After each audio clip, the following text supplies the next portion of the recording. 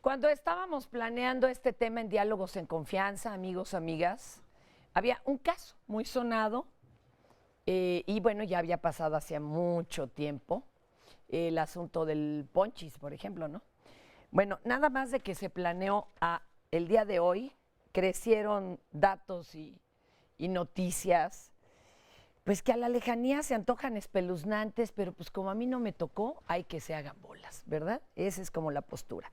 Fíjense, un adolescente de 15 años mató a puñaladas a la directora de la casa hogar que lo alojó por 3 años en San Luis Potosí. En Tampico, Tamaulipas, niños de segundo grado juegan a la violación.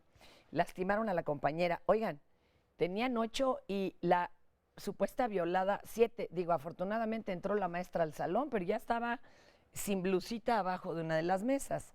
En Chalco, 2 menores de 14 y 16 años matan a 2 niñas de 3 y 14 años y las entierran.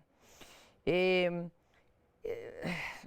sigo. Bueno, 5 menores de 12, 13 y 15 años jugando al secuestro asesinaron a un niño de 6 años, identificado como Christopher, en la colonia Laderas de San Guillermo, Chihuahua. Y ya está zanjado el caso, los jueces dijeron que estaban jugando. Por eso yo me quedé muy inquieta cuando decían acá arriba estaban jugando a la violación. Bueno, también dicen, 2 primos de 13 años fueron detenidos en Cancún por ser presuntamente responsables de violar a su prima de 2. Y luego se supo que también lo habían hecho con una de 10, con una de 13, una de ellas está embarazada. En Aguascalientes, un presunto caso de acoso escolar terminó en tragedia. 2 adolescentes de 16 y 17 fueron acusados de violar y asesinar a una chiquita de 13. No han sido aislados los casos. Muchos ahorita en casa van a decir, van a sacar, ¿no?, las antorchas, las picas, pedirán la horca, la pena de muerte, pero este programa precisamente creo que es todo lo contrario, porque muchos de los que estamos viendo aquí como infractores, incluso asesinos y demás, han sido víctimas de abusos altamente graves. Entonces, hoy conoceremos sus historias, nos platicarán los expertos en dónde estamos parados, en lo legal, en lo psicológico, qué sí se puede hacer, qué no se puede hacer para de todo corazón reintegrarlos a la sociedad, pero a una idílica, no a la que estamos viviendo.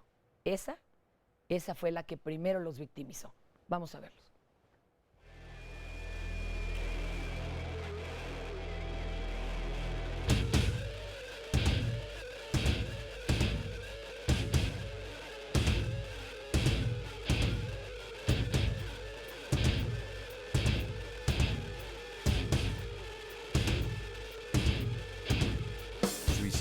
Asesinatos, enfrentamientos, sangre y crueldad todos los días. En la televisión, los periódicos, en los videojuegos, incluso en el hogar, la calle y más recientemente en internet nos encontramos con actos de violencia. Una violencia que ya se ha convertido en parte de nuestra cotidianidad. Pero ¿qué hacemos frente a esta? ¿La percibimos? ¿Nos indignamos? ¿O ha dejado de sorprendernos? Lamentablemente la violencia no es un tema novedoso, sino un problema que ha ido creciendo y no se ha logrado contener. Actos inimaginables o que escapan de la naturaleza humana han transformado las mismas representaciones y manifestaciones de la violencia. ¿Qué debemos hacer frente a la violencia que nos bombardea por todos lados? ¿Cuál es su impacto? ¿Nos ha dejado de sorprender? ¿Nos hemos vuelto insensibles ante la violencia? Por si esto fuera poco, ahora estamos frente a menores de edad que con crueldad cometen delitos y actos violentos. Y mientras la sociedad opina, condena y exige justicia, hay quienes explican que estas conductas son una expresión de la normalización de la violencia que se vive en nuestro país y que los menores solamente la reproducen. Pero otros señalan que acciones como estas son determinadas por rasgos de la personalidad en los que también tienen que ver el entorno social y familiar en el que se desenvuelve el menor. ¿Hasta dónde los menores son responsables y conscientes de sus actos? ¿Deben enfrentar procesos penales? ¿Cómo ayudarlos? Finalmente, ¿qué nos toca hacer como sociedad para restaurar el tejido social? Qué imágenes, ¿verdad? Más fuertes.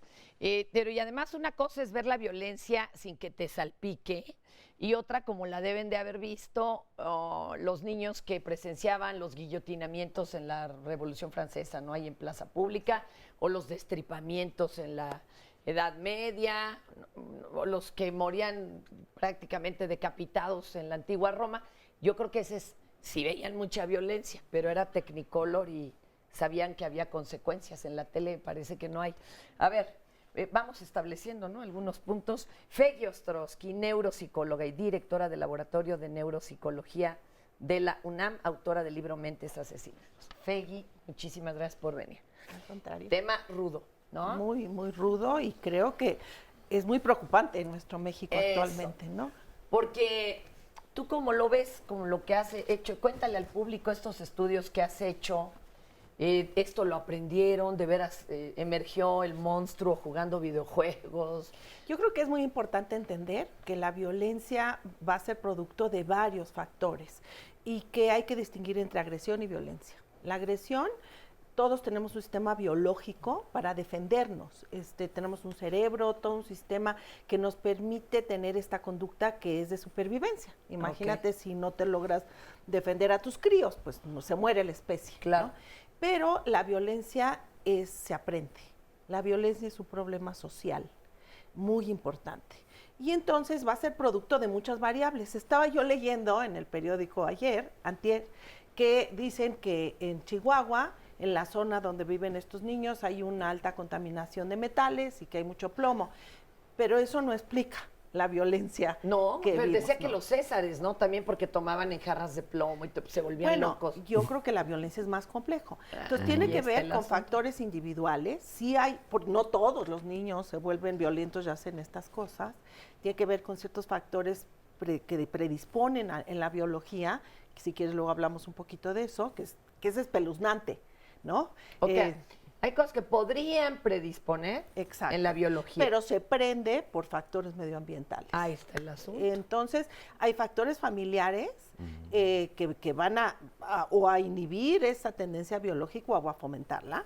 Hay factores de la escuela también. Hay maestros, acaban de correr una maestra y que no la corren porque golpeaba a los niños, ¿no? Y que no la corren porque tiene plaza. Entonces, en la escuela también hay factores. Hay factores de los medios. Se me hace terrible lo que está pasando en los medios. No es que eso cause, pero bueno, hay programas que se pasan de alto contenido de violencia a las 2 de la tarde, cuando los niños están comiendo su sopita, ¿no?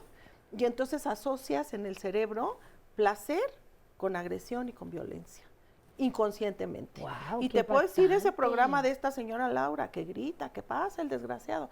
O sea, si quieren pasar esos programas, los medios se tienen que autocensurar y pasarlos a las 2 de la mañana, no cuando el niño está comiendo su sopita con su mamá, ¿no? Yo pienso. Qué impactante lo que acabas de decir, porque asocias la hora de la reunión, del placer de estoy comiendo en casa y están pasando una cantidad de los cosas estudios duras, ¿no? que hemos hecho con pedófilos, hay esta asociación de placer con sexo, con agresión, y viene desde la infancia. Y hay factores sociales. El gobierno no está cumpliendo la labor que tiene que hacer de cuidarnos y protegernos. Los líderes que, entre comillas, tenemos son los peores ejemplos para la sociedad y para los niños. Entonces creo que es un sistema que cada vez, y lo vengo diciendo, Fernanda, tú me has entrevistado, vamos a ver más de estos casos. Y esos niños que violan a otros niños, en algún lado lo sintieron y lo vieron. No se les ocurrió un día, ¿qué iremos a hacer ahora? Vamos a violar. Y esos niños que juegan, el juego es un proceso simbólico en donde los niños practican, todos los mamíferos practican habilidades. Entonces los bebés practican con los sonajas, etcétera. Pero en otra etapa, el juego simbólico practicó a ser policía, a ser bombero. Entonces están practicando cuestiones que están absorbiendo. es complicadísimo y tenemos que hacer algo en la sociedad, porque creo que el gobierno no lo va a hacer, no le interesa. Ahorita platicaremos con los que en la sociedad lo están haciendo. A ver, Mónica González Contró, investigadora del Instituto de Investigaciones Jurídicas de la UNAM. Mónica, bienvenida y muchas dudas. Bueno, que esto no pasaba antes. ¿Por qué hay tal vacío legal en donde nos explique el ABC, bueno, y cómo los ayudamos? ¿Sí me explico? O sea, como que no había esto, que no había hace 50 años estos casos. Claro, a mí me parece que, bueno, hay que entender igual en el contexto de la violencia social, y aquí yo quería decir también algo, el hecho, por ejemplo, que haya altos niveles de plomo no explica, digamos, biológicamente, pero es un acto de violencia. Es decir, ellos están viviendo, nos violenta porque la contaminación medioambiental, ¿no? Por ejemplo, o el entorno social que viven estos chicos, realmente es un entorno violento y que vulnera derechos humanos. No pasaba esto. Enlistar todos los que les vulneramos. Todos los que les vulneras. El alimento, el techo, sabrá Dios, ¿no? Sí, el derecho a una familia, a la integridad física, etcétera. Entonces, hablamos de vacío legal. En realidad no tenemos un vacío legal porque hay prevista en nuestra Constitución y en las leyes las consecuencias que deben aplicarse a estos chicos que cometieron este tipo de conductas. El que la sociedad no esté, digamos, conforme es otra cosa. Ok, que se nos haga poco. Sí, exactamente, que se les haga poco. Y precisamente es porque genera una reacción de muchísima enojo, de muchísimo miedo, sobre todo, cuando vemos nosotros adolescentes o niños cometiendo este tipo de conductas. Entonces tenemos en el marco legal el artículo 18 constitucional, establece un sistema especializado de justicia para adolescentes para las personas entre 12 años de edad y 17, que impone distintos tipos de consecuencias jurídicas para las personas que cometen estas conductas, ¿no? ¿Y antes de los 12? Antes de los 12 son absolutamente inimputables, no se les puede hacer nada. No son ni sujetos de ley, ¿no? Exactamente. Pero fíjate que, o sea, hablamos aquí, digamos, o sea, el vacío legal no existe, pero muchas veces no es bien comprendido. Pero yo quisiera hablar de otra cosa que tiene que ver también con el marco legal, pero es el vacío institucional. Y les voy a poner un ejemplo, te voy a poner un caso muy concreto. Adelante, adelante. Iba yo un día entrando al metro y me encuentro de repente a una policía sujetando a un niño de las manos y estaba la mamá y otro chiquito, ¿no? Entonces yo me acerqué, les pregunté qué estaba pasando, en fin. La mamá empezó a quejarse, digamos, amargamente del niño, que tenía unos problemas, era un chiquito de 8 años, de agresión terribles, ¿no? Y entonces me dijo, yo acudí al DIF, internaron al niño por 3 meses y me entregaron a mi hijo y me dijeron que el niño no tenía remedio. ¿Qué quiere decir esto? O sea, estamos hablando de vulneración de derechos, es la debilidad institucional del Estado mexicano para garantizar derechos humanos de las niñas y los niños. Es decir, tiene que haber una institución que pueda dar contención a niños con problemas de agresión, ya sea por predisposición biológica, ya sea por entorno social. Pero aquí me pregunto yo, ¿cómo es posible, ¿no?, que digamos que un niño no tiene remedio? ¿Qué es lo que esperamos, sí, que esta familia haga con este chico? Por eso es que le pide a la policía... ¿Que los va a amarrar, lo va a encadenar? Claro. O lo matamos, ya, total, no tiene remedio, ¿verdad? O sea, ¿qué se le ocurre al público? Es que ese es el problema, que no se les puede brindar ni siquiera la ayuda que realmente necesitan.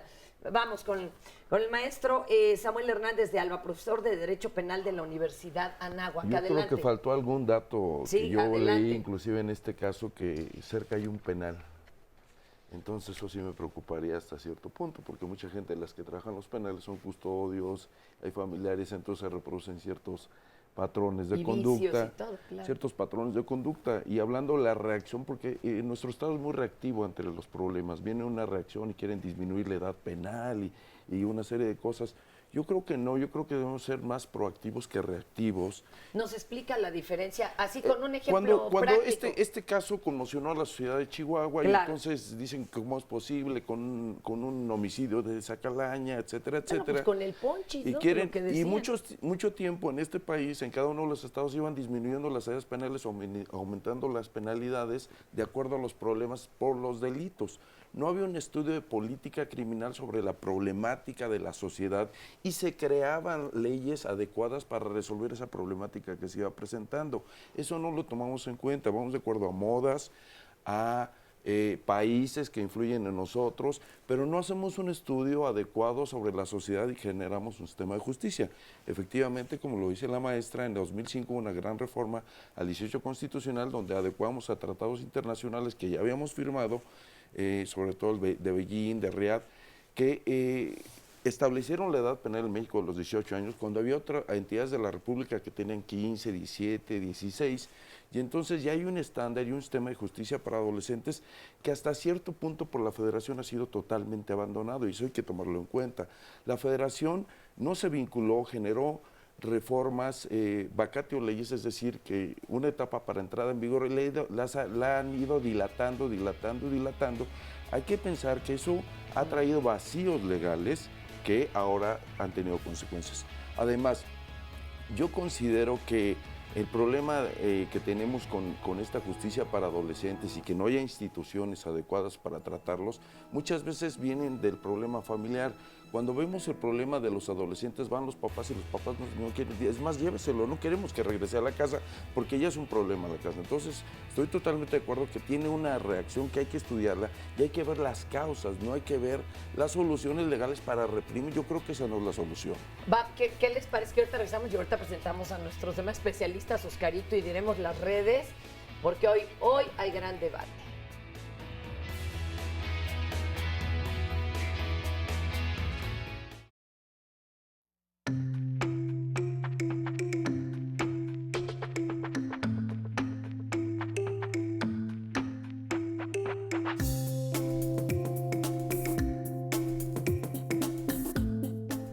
Ahí van derechos, de los menores de edad.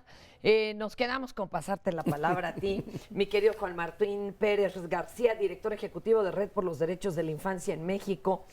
Juan Martín, nos hablaban ya de los vacíos, de los asuntos sociales, de los asuntos fisiológicos y demás, pero pues tú los tratas diario, Juan Martín. A ver, ¿qué está chueca la apreciación de nosotros, la sociedad, con tanto miedo al ver estos casos? Sí, sin duda. Yo creo que tenemos que partir de, digamos, en las ciencias sociales hay una teoría que puede ayudar a explicarnos, se llama representaciones sociales.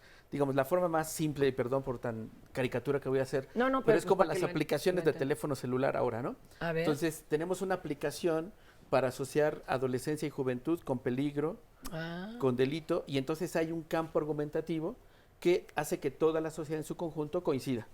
Y entonces... Como dice el maestro, ¿no? Villamil, portación de rostro. Exactamente. Nomás porque chavo es sospechoso. Así ¿no? es. Entonces, ancla, digamos, con estas culturas de violencia, y creo que tenemos que colocar también ese otro apartado. Me parece valioso el planteo que hace la doctora Fegui en términos de que hay predisposiciones biológicas, pero la clave está en el contexto ambiental y social. En lo que lo hace prender. Y que bueno, ya nos explicaron también el doctor Samuel y la doctora Mónica González Contro de las fallas que el Estado ha tenido para cumplir con la ley, tratados internacionales, pero en el ámbito institucional. Y agregaría 3 componentes más que el público seguramente podrá coincidir.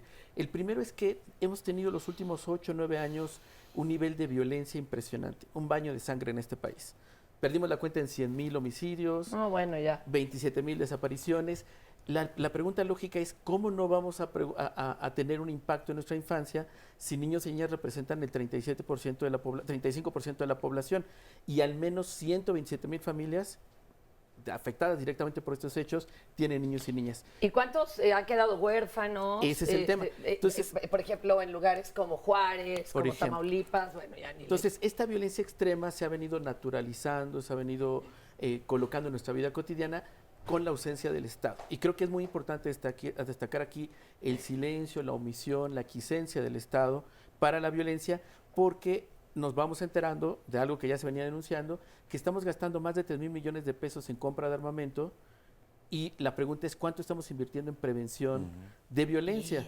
Es decir, ¿quién le ha explicado a niños y niñas y a las familias para que ayuden a los niños a la hora de la comida a decir ¿qué pasa con esa violencia? No lo hay. Y cierro con el tercer elemento. Ya hace mucho tiempo el Comité de Derechos del Niño de Naciones Unidas le ha estado recomendando al Estado mexicano que realice diagnósticos para conocer el impacto de la violencia, desarrollar programas de cultura de paz y resolución no violenta de conflictos y ofrecer programas especiales para niños que están en estos escenarios de crimen organizado, concretamente, para hablar de un extremo.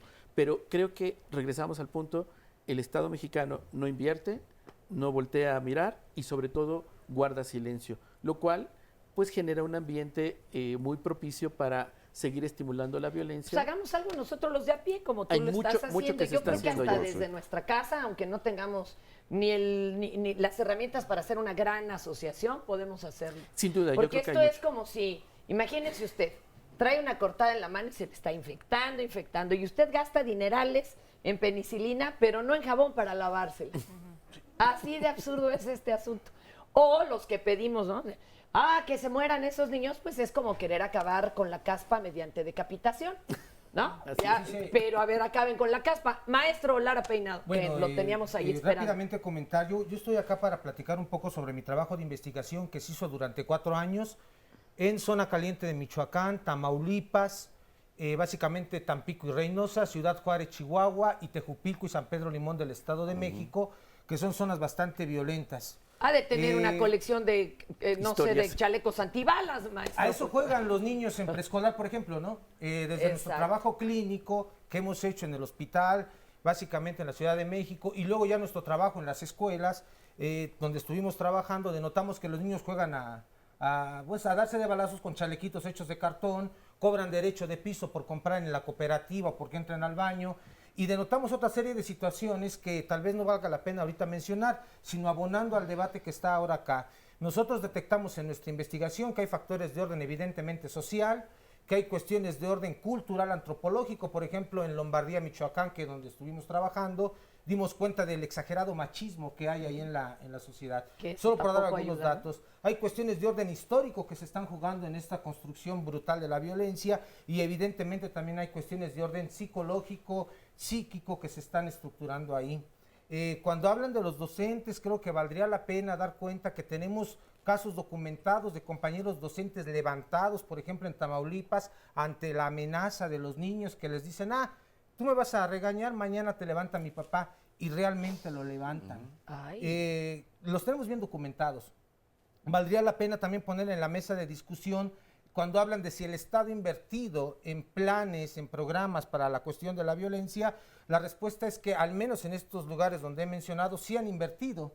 La bronca está en que únicamente han hecho campañas, conferencias para sensibilizar, para concientizar, cuando nuestra investigación ha demostrado que cuando tenemos a un niño de preescolar violento, muy violento, la pulsión no es nada consciente. O sea, el niño puede estar consciente, pero cuando se le pregunta al niño de preescolar, ¿y por qué le clavaste las lápiz. tijeras al chamaco? El niño contesta y contesta con la realidad, no lo sé. ¿Por qué? Porque la pulsión que lo llevó es una pulsión de orden inconsciente. Entonces, ahí es donde nosotros en la investigación detectamos que hay un grave problema con las políticas de prevención de la violencia, que únicamente están atendiendo a la parte consciente del problema. Entonces, de nada sirven campañas, de nada sirven que lleven a los conferencistas del momento, que, por ejemplo, en Tamaulipas van payasos, artistas, etcétera, a hablarles de no violencia, cuando el problema no necesariamente está situado en el ámbito de la conciencia. Me estoy refiriendo específicamente a niños de preescolar y hasta 5º año de primaria, que es lo que abarcó nuestra investigación. Evidentemente en secundaria, ya es claro otro que hay asunto. una conciencia de lo que está haciendo el chamaco, ¿no?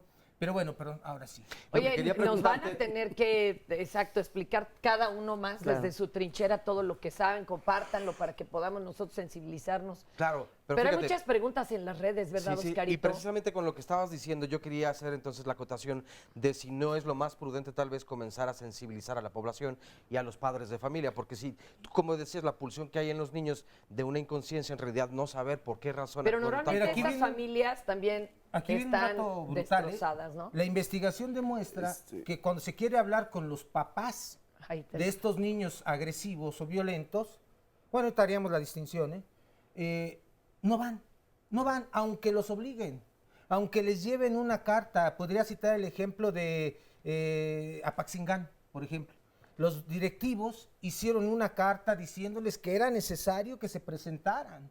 Ni siquiera para una queja, simplemente para platicar. No van. No van. A veces es hasta peor. La experiencia, en nuestra investigación, aclaro, en nuestra investigación nos dijo que cuando se mandaba a traer a un niño pasaban dos cosas. Evidentemente era ignorado con el recado, o peor, el niño era golpeado por los padres.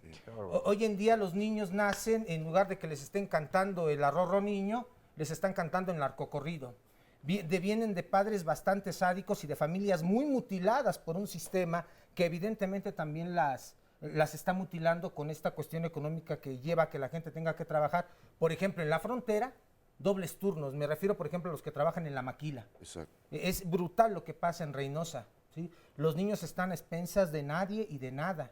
Y estas cosas creo que no se están atendiendo en los programas de prevención y creo que es necesario empezarlas a denunciar, no en el ámbito de empezarnos a pelear, sino en el ámbito de empezar a tener cosas que hacer ante eso. Oye, mi querido José Antonio, pues tenemos varias opiniones de papás y mamás que opinan acerca de este tema. Vamos a verlas para inmediatamente después darle lectura a algunos papás y mamás. Vamos a retomarlo, ¿no? Las opiniones de los amigos de pie, por ahí va a aterrizar el maestro Regino, bueno, el doctor Gabriel Regino, hablando un asunto entre lo legal y lo social, y acá también las otras opiniones, las que ustedes nos han enviado. Debería de ser de acuerdo a su edad el castigo, pero también deberíamos de promover la educación previa a que pasen ese tipo de cosas. A los que debían de, en dado caso aquí de castigar, son a los padres o a los tutores que estén a cargo del niño, porque yo creo que el niño no tiene ninguna culpa. Por supuesto que sí, cuando tienen conciencia deben de ser castigados. Para que los castiguen, pues sí.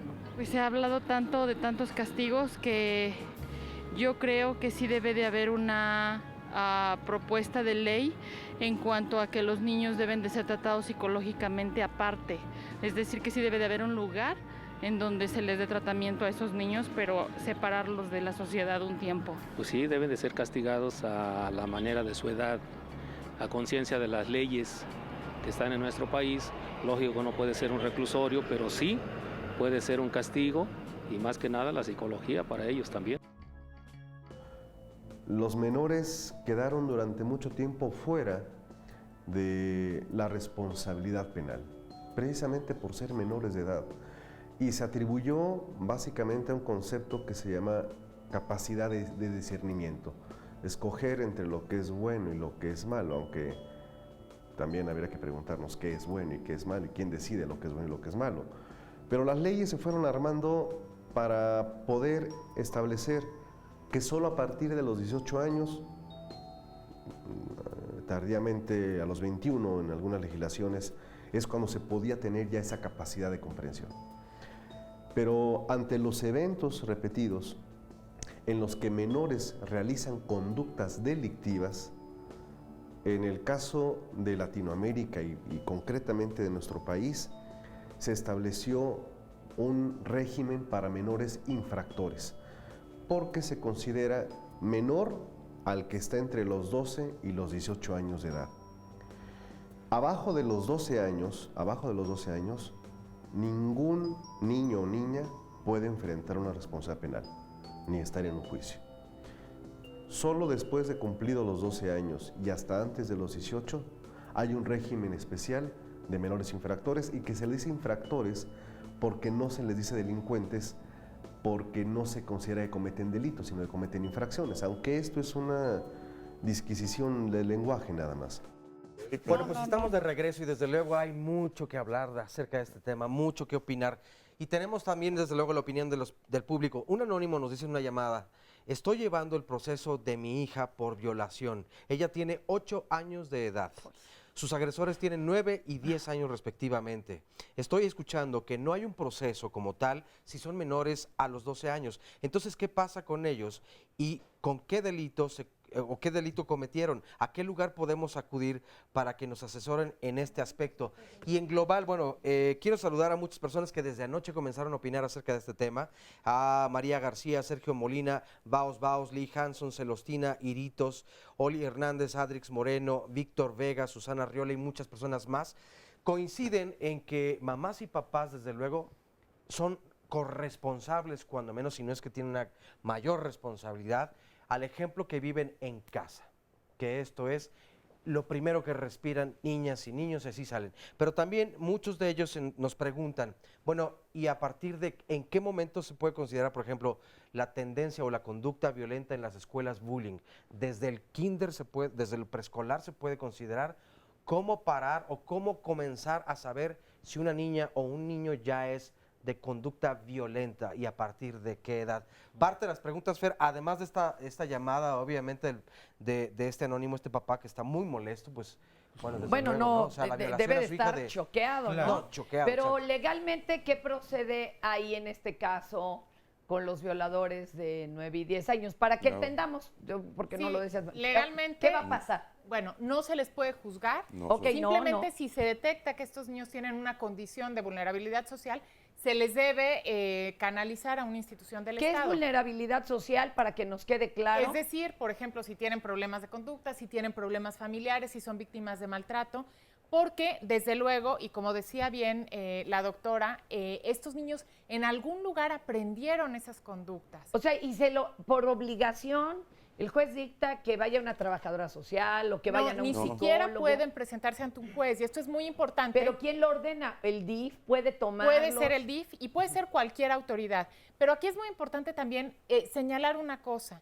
Se habla mucho de la responsabilidad de padres y madres, y estamos de acuerdo, pero ¿qué pasa cuando la familia precisamente no tiene esta capacidad? Y el caso de Ponchis es muy ejemplificativo en este sentido, Claro, ¿no? no estaban. Sí, es fue un caso que causó mucha alarma social, y si uno revisa la historia de este chico, la madre tenía problemas de adicción, el padre también los abandonó, el chico estaba a cargo de la abuela, estaba inscrito en la escuela y en la escuela lo expulsan por mala conducta. Bueno, y no hay ninguna institución del Estado que tenga capacidad, digamos, para atender ese es el meollo y a lo que nos referimos. No es que querramos que los encarcelen. No. ¿Quién tendría la obligación de exigir ayuda para estos muchachos? En torno a eso, nosotros le apostamos a la investigación, a la prevención.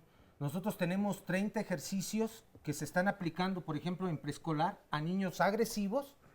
Y un ejercicio que se aplica un día a la semana nos auxilia que el niño pueda desplazar, proyectar y sublimar las pulsiones de muerte que al tiempo devienen en agresión. Nosotros consideramos que esa es una propuesta muy concreta que se pudiese estar llevando a cabo en las escuelas, por lo menos la educación preescolar de este país, y las hemos piloteado durante 2 años en escuelas de preescolar de Reynosa y en escuelas de preescolar de Zona Caliente, Michoacán, con buenos resultados. Pero esto debería de ser ya materia obligatoria. Claro, pero además es que aquí tenemos también, o sea, está muy bien estos ejercicios, pero hay niños que tienen que ser atendidos por una institución especializada. Exacto, es decir, escaneo, chocho y lo que falte. Pero el detalle es que en las zonas violentas, ¿saben cuándo los van a llevar a una institución especializada? No tiene capacidad. Ni los ejercicios. Solo por darles datos, en el Oro Durango... Regresamos con los datos. Espérame tanto, Antonio, que tenemos que ir a una pausita. Y claro que seguimos recibiendo sus opiniones.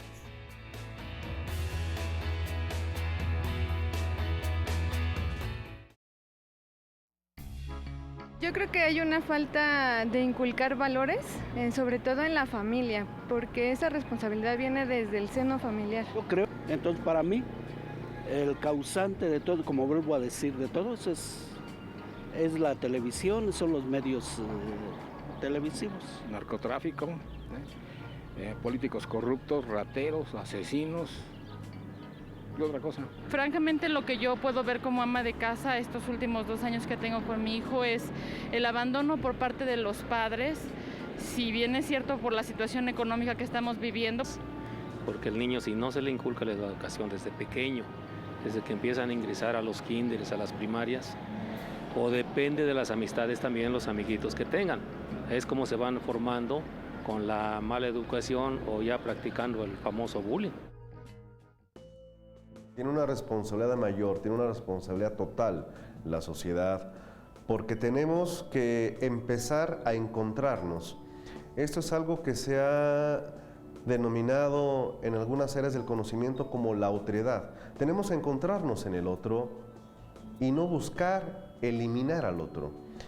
Y lo hacemos todos los días, lo contrario con la discriminación, con este fenómeno del bullying, la exclusión, etc. Tenemos que reencontrarnos, porque como sociedad estamos fallando al proveer a nuestros menores de ejemplos violentos, de cómo nos conducimos, desde las normas de respeto mínimas. No respetamos las filas, no respetamos los lugares para discapacitados. Hay una ausencia total de respeto que se va traduciendo en esta ilegalidad, que se vuelve una cultura de ilegalidad, y esta cultura de ilegalidad abona para grandes fenómenos como la corrupción, como la violencia, el crimen y obviamente el de los menores. La sociedad tenemos que darnos un alto y darnos cuenta, vuelvo a insistir, que esos menores los estamos haciendo víctimas y el día de mañana van a ser nuestros victimarios. Oigan, pues está fuerte, ¿no? Lo que nos están diciendo el público mismo. Y pues mucho se señala al gobierno. Bueno, ya de antemano, démoslo por sentado. Ya fue, ¿no? Eso ya fue.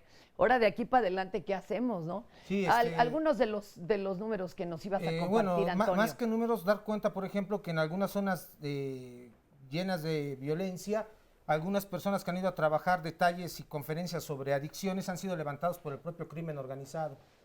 Que no se ha logrado, al menos en los datos que tenemos en Tamaulipas, por citar un dato, no hemos logrado que se canalice a un niño a una institución para su atención. ¿Por qué? Porque es una zona de mucho movimiento. Entonces ese niño que regularmente viene de padres migrantes, cuando el padre migrante da cuenta de que se le puede llevar, encauzar legalmente por si no lleva ese niño a una atención especializada, se cambia a otra zona de la frontera, a otra maquila. Es decir, no hay elementos que nos pudieran hacer pensar que hubiese algo maravilloso para que la gente que está presa de la violencia y la delincuencia pudiera ser canalizada. No hay ninguna instituciones no la estabilidad. llevan. Y por último, las instituciones en las zonas donde nosotros estuvimos trabajando la investigación están completamente destrozadas, de tal manera que cuando los niños, por dar un ejemplo en Reynosa, el niño en Reynosa ve que pasa un convoy del ejército, o ve que pasa la Policía Federal, o ve que pasan las camionetas de personas de sicarios, para cualesquiera de las tres, el niño tiene ya una representación muy fuerte, lo cual quiere decir que lo que representaría la ley para un niño, en términos simbólicos, no le representa nada. ¿Por qué? Porque el niño ve que a fin de cuentas lo que es la ley está coludida con los otros, ¿no? Oigan, gracias, Antonio. Y bueno, estamos hablando de los jóvenes pues como si no estuvieran aquí, ¿verdad? Pero muchos han pues, recuperado otro camino, uno que tal vez ni siquiera conocieron de pequeños, pero vienen aquí para contárnoslo. Muchísimas gracias por este valiente testimonio. Cuéntanos tu historia, platícale, compártele al público, porque pues, una cosa es ver los toros desde el burladero, ¿verdad, compañero? La cosa es estar ahí en los trancazos. A ver. Pues mira, ¿cómo explicarlo? Yo realmente me considero un especialista en el tema, no por ser el hecho de tener una maestría, un doctorado, una licenciatura. Me considero más bien especialista de vida. ¿Por qué? Porque yo desde muy chico me di cuenta que no solamente la familia, los medios afecta el desarrollo de la violencia, sino también pueden ser otros factores como la misma cultura. ¿Qué pasaba en tu familia? ¿Cómo eran? A ver, platícanos un poquito. ¿Cómo eran? ¿Cuántos eran? Pues en mi familia eran como... Al principio nada más éramos 2 hermanos, o sea, yo y otra chica, y mis padres. O sea, era como todo muy normal. En mi caso fue como muy raro porque empecé a tener como esa desatención. ¿No los veías? ¿Estaban ausentes los papás? ¿O estaban presentes pero no te pelaban? Era como un poco de ambos. Okay. Entonces, en este caso, pues, empiezo como a pensar, ¿no? Que yo era el causante de todo esto, ¿no? Yo, por mi culpa, pues ya no me quieren hablar, por mi culpa ya no me quieren decir esto, o abrazar, o esto, o mostrar ciertos cariños o afectos. Y pues que me hace esa idea de que todo es tu culpa. ¿Qué edad tenías cuando empezaste a sentirte tú el que originaba todo ese desapego? Tenía como 4 años, 5. 4 años, tan pequeñito. ¿Qué edad tenía tu hermana? Como 6, 7. ¿Y cómo empezaste a reaccionar ante esta culpa que tú te autoinfligías y el desapego de los papás? Pues yo empezaba como con violencia moderada, ¿no? Que era pegarle a mi hermana o desobedecer a mis tías o a mis abuelos. O sea, empezaba con lo rutinario. Solamente que ya cuando entré a la primaria, pues sí hubo un poco más de problemas porque como dije, bueno, me voy a tranquilizar, ya estoy en la escuela y yo quiero estudiar y quiero hacer algo. Empiezas con esa mentalidad de progreso. De repente te das cuenta que en la escuela ya no sale lo mismo. ¿Por qué? Porque empieza el bullying contra ti, como nadie va por ti, como faltan a los festivales o faltan a ciertas cosas, pues los chicos se empiezan a dar cuenta, pues esto no lo cuidan, esto en eso, y sobres, porque te ven solo. ¿Qué tal? Está desamparado, él es nuestra víctima. ¡Qué fuerte! Y entonces, ¿ahí qué edad tenías cuando empezaste a ser consciente de todo este entorno agresivo? Ya iba como en tercero de primaria. Ok. Entonces, pues es así como muy raro, ¿no? Pero desde ahí te das cuenta de que si estás solo, eres como presa fácil. Entonces, ¿qué tienes que hacer? Tienes que endurecer, tienes que ser violento y tienes que ser más violento que los que te violentan. En este caso, pues yo les pegaba a mis compañeros, ya no me dejaba. Y hubo un incidente hace años, igual en la escuela, que terminó trágico para uno de mis compañeros conmigo, del que no voy a hablar, la verdad. Y después de esto, ¿qué pasa? Que pues en el barrio... ¿Tuviste alguna consecuencia de esto jurídica en la escuela, con tus papás? No pasó a mayores. Nadie se enteró, nadie nunca supo. Y realmente creo que, como dicen los especialistas, nadie pudiera haberme hecho nada. Claro. Y creo que también yo me di un poco de cuenta de que pues eres como cuando eres desatendido de esa manera, pues eres intocable. Eres alguien que no vale nada. ¿Qué pasa? Pues empiezas a ganar fama en el barrio. Alguien te contacta, oye, veo que tú tienes talento, ven. ¿A qué edad? Yo tenía 12 años. Ok. Entonces, pues yo empecé a ser un sicario, así, y quedar con esas palabras, y empecé desde 12 años hasta los 15. ¿Qué te llamó la atención? Que ahí sí pertenecías a un grupo, que te daban dinero, que alguien se había fijado en tus cualidades. ¿Qué fue lo que te llamó más la atención? Yo creo que más que llamarme la atención fue como ese vacío, ¿no? ¿Te adoptaron? Ajá, era como ese vacío, esa necesidad de ser querido, de ser atendido, de ser como rescatado, y que llegue alguien y te ofrezca algo que jamás has tenido, pues es así como, vamos. O sea, empiezas como con esa parte, y de ahí ya te das cuenta de otras cosas. Yo me daba mucho cuenta que alguien que era sicario era como muy difícil de dejar esa vida. ¿Por qué? Porque si lo dejas te mueres, te matan, te cazan como un animal.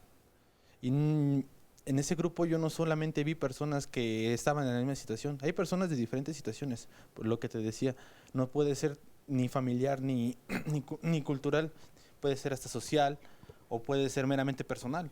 Hay personas que jamás les hicieron nada en su vida y aún así se dedican a matar. Ajá. Claro.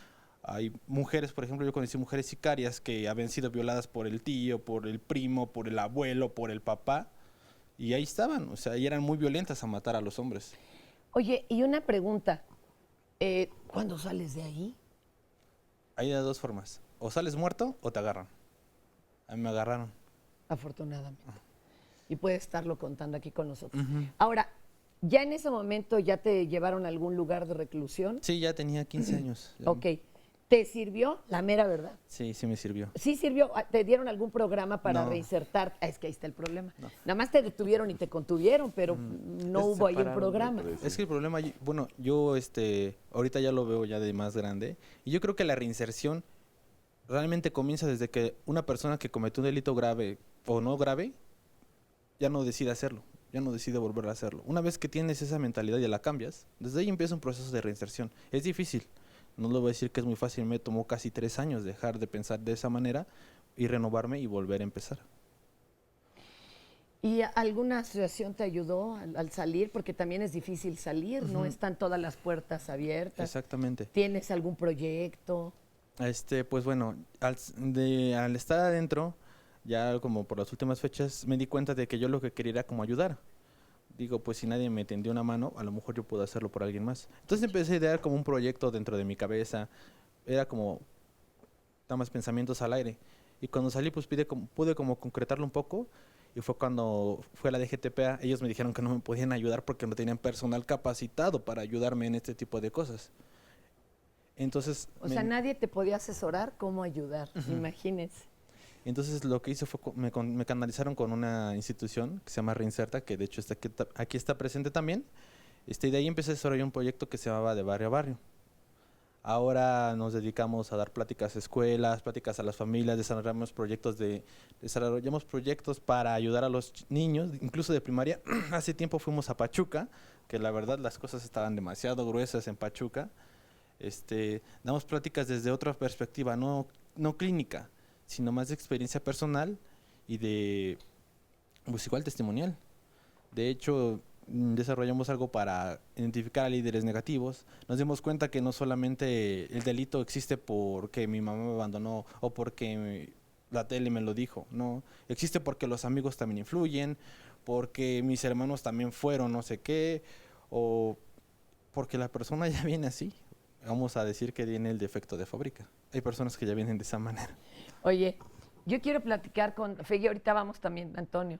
Fegui, desde tu trinchera, ¿a qué se debe que nuestro compañero, pues, ahora se dedique a ayudar? Su testimonio es maravilloso porque ves todos los aspectos. ¿Qué Primero, tal, clarísimo. Los estilos de crianza no dictatoriales, cuando el papá o la mamá tienen reglas muy rígidas de aquí se hace lo que yo digo, o estilos de crianza indiferentes o permisivos, generan individuos resentidos, con pobre responsabilidad social. Entonces, mucho amor también echa a perder. En este caso hubo indiferencia que fue generando este resentimiento. Segundo, no hubo figuras rescatadoras en su vida, hasta después, ¿no? Con los programas de Reinserta. La escuela no hubo una maestra, un maestro, un psicólogo, nadie. O sea, se puede aparecer como esa hada madrina o hado padrino. Sí. Que puede ser el profesor. Que puede ser el vecino. Exacto. Que le diga, vente a echar un cafecito, una lechita y vamos a platicar, tender la mano. No hay nada de esa historia. Entonces él solito pues va generando todo este resentimiento. El grupo dice, oye, tú eres picudo, eres bien violento. En la adolescencia, a los 11 años, que es cuando termina la primaria, es un periodo muy importante y muy crítico. En las historias que yo he estudiado, de más de 370 internos de muy alta peligrosidad, son los 3 años, presentan conductas opositivo desafiantes, entre 6 y 7 no aprenden a leer, a los 11, 12 no hay esta maduración de estas áreas cerebrales, bueno, estoy siendo un poco técnica, pero se ligan a pandillas. Y son los peores de las pandillas. Ahora sí van a ver quién Pero es esto el viene bueno. siendo, como dice aquí el compañero, que bueno, más claro en el agua, defecto de fábrica, viene acá en el coco. Tú has hablado de psicópatas y de sociópatas, la diferencia, y tú has dictaminado que, bueno, pues hay chicos que sí va a estar difícil Está reinsertarlos. difícil y creo que lo más importante, imposible. llegando a otros sistemas, es que los estudios recientes, que son espeluznantes, si tú en el laboratorio estresas a monos y a ratas antes de la adolescencia, los estresas horrible, los pones en un tanque y no pueden salir, etcétera. Antes de la adolescencia, esas ratas masculinas cuando se reproducen son muy agresivas con la hembra. La muerden, la montan, bueno, la violan y luego si le pones la mano, nada más estos ratones estresados la atacan. Los no estresados la huelen, etcétera. Eso no es lo grave, dices, ya lo sabemos. Las crías de estos ratones estresados durante 3 generaciones nacen iguales. Y nunca vieron al progenitor hacer estas conductas terribles, ni nunca fueron estresadas las crías. Eso quiere decir que se llama epigenética. El estrés hace que se relajen ciertas proteínas y los genes que ya traías ahí se expresan. Entonces, tiene que ver con factores individuales, pero también factores sociales y familiares. Y entonces, tienes este muchacho que dice, quiero salir adelante, ¿cómo le voy a hacer? Hay otros factores muy importantes. La gente dice, hay que educar con valores. Eso no sirve. Todos sabemos, no matarás, no violarás, lo hacemos muy teórico. Hay que interiorizar los valores. Él llegó a una etapa en donde digo, ya me harté de estar por aquí, y lo interiorizó. Enseñar por reforzamiento positivo y negativo tampoco sirve. Entonces es un estilo de crianza que no nos enseñan a ser papás y que en los programas preventivos pues no lo han hecho, se van con los casos. Pero hay casos que no se vaya a poder dar marcha atrás. Yo creo que la ciencia todavía no sabe del todo, ¿no? Tengo expertos en neuroimagen y en empatía y entonces registran a psicópatas en su caso, pues a lo mejor yo me hubiera equivocado, yo soy un psicópata y no hay nada que hacer. No, sí hay casos en donde a lo mejor sí puedes hacer algo. Registras en el cerebro cuando están viendo dolor, no se les prende nada. Pero si cambias la pregunta y dices, ahora a ver, tú siéntelo, a ti te está doliendo y sí prenden los sistemas. Entonces, bueno, todavía no sabemos, pero sí hay que hacer algo. Sí hay, tanto en los sociópatas como en los psicópatas. El problema es quién levanta la mano. ¿Quién lo va a hacer? Bueno, hay Ahorita sociedades regresamos. como Reintegra que lo está haciendo. Ahorita vamos a platicar, ¿les parece bien? Vamos a una pausita y regresamos. Gracias.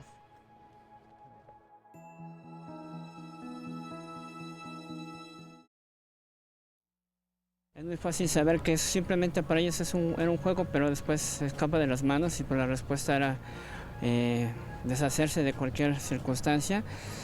En el caso de los papás o en torno a los papás, yo creo que mucho parte de esto es un poco culpa de ellos, ¿no? Pero sí de saber qué juegan, qué hacen, con quién, en dónde. Pues claro que los padres de los niños también fueron responsables, porque pues yo digo que a lo mejor y puede hacer que vean muchas películas de violencia. O sea, realmente la responsabilidad de los padres influyó demasiado. Una tiene que haber una vigilancia constante, no puedes dejarlo así a la ligera, es qué programación le estás brindando a los niños, ¿no? O sea, ¿dónde tú estás como padre? Entonces yo sí considero que la violencia que se está ejerciendo actualmente de los niños con los propios niños o de los adultos con los niños viene en razón de la educación que estas personas ven en su entorno familiar. Los padres tenemos desde luego una principal responsabilidad en la crianza y educación de nuestros hijos. Ahí tenemos desde luego una responsabilidad no solamente moral, sino inclusive hasta legal. No soy partidario de la expansión del derecho penal, pero en el caso concreto, puede ser que los factores que orillen a muchos de los jóvenes a cometer infracciones está, entre otras, el maltrato que sufren en su domicilio, la violencia que presencian en su domicilio. No estoy refiriéndome en lo absoluto a medios de comunicación como televisión, cine, no, sino a la violencia intrafamiliar. Y también puede haber abandono. El abandono, la desidia, el descuido en la educación del menor. Estas conductas, por ejemplo, sobre todo la última, puede sí configurar un delito. El día de mañana llevar lo penal hasta este extremo nos llevaría a que todos estuviéramos en prisión. Pero sí los padres tienen una responsabilidad ética, cívica, moral, que no debemos llevarla todavía a lo penal porque entonces, vuelvo a insistir, ¿quién va a cerrar la puerta al final del día? Es que ahí está el asunto y el que esté libre de culpa, ¿verdad? Pues que cierre la puerta. Fegui, tú querías cerrar ahorita este comentario y también Antonio, y bueno, los tienen ahí manita levantada. Ahí vamos. A ver, Fegui. Bueno, yo lo que creo es que la educación dentro del miedo y dentro de la indiferencia o de la parte dictatorial son factores importantes que pueden disparar esto.